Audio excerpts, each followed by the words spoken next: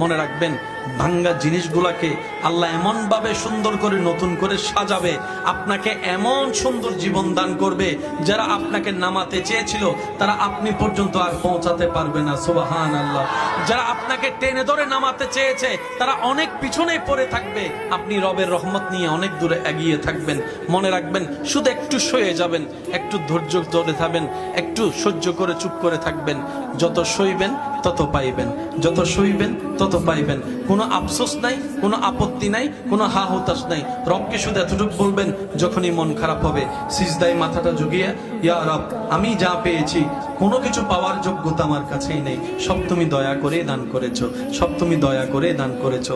একটা জিনিস পাওয়ার যোগ্যতা আমার নাই, এই চোখ পাওয়ার মতো যোগ্যতা আমার কাছে নেই, এই কান শোনার মতো কান আমার কাছে নেই। আল্লাহ, কোনো কিছুরই পাওয়ার যোগ্যতা নাই, তুমি দয়া করে দেখার জন্য দুইটা চোখ দিয়েছো, তোমার দরবারে শুকরিয়া।